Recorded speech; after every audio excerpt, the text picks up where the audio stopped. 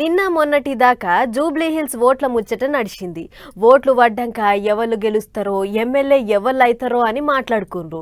అది కూడా బయట పడ్డాక ఇప్పుడు పబ్లిక్ మనసు స్థానిక సంస్థల ఓట్లకెళ్ళ మళ్ళింది. సర్పంచ్ ఓట్లు ఎప్పుడు పెడతారు ఏందనేటిది నడుస్తుంది అన్నట్టు. నేను సర్పంచ్ కాలేనేమో అని అనుకునేటోళ్లకు సర్కారోళ్ళు సల్లటి మాట చెప్పిర్రులో ఏందంటారా? ఈ వార్త చూడుర్రి తెలుస్తుంది మీకే.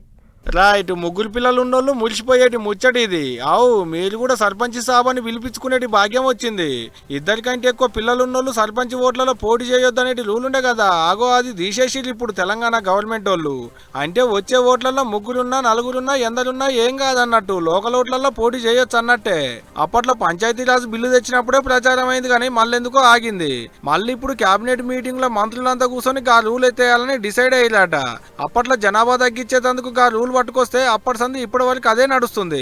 బలం ఉన్నా బలగం ఉన్నా పార్టీ పతాలు ఎంతున్నా ముగ్గురు పిల్లలు ఉన్నారని ఊళ్ళలో సర్పంచ్ కాకుంటున్న వాళ్ళు బొచ్చడు మంది. కౌన్సిలర్లు, కార్పొరేటర్లు, మేయర్లు, మున్సిపల్ చైర్మన్లు, జడ్పీ చైర్మన్లు, ఎమ్మెల్యేలు, ఎంపీలు, ఎమ్మెల్సీలు గిట్లా ఎవరికి లేని రూలు ఒక సర్పంచ్లకే ఎందుకు అనుకులో ఏమో. అందుకనే ఇప్పుడు ఆ పాత రూలు ఎత్తేసిరు, ముగ్గురున్న పోటీ చేయొచ్చు అని కొత్త రూలు పట్టుకొచ్చిరు అన్నట్టు. ఇన్నొద్దులు ఒక్కరిద్దరు పిల్లలు ఉన్నోళ్లే పోటీలు ఉండేటోళ్ళు.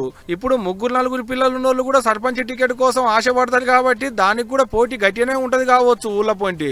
నాకని వాళ్ళ దాంట్లో కీసులు ఆడుకునేటి కథ కూడా అవుతుంది ఆడాడ.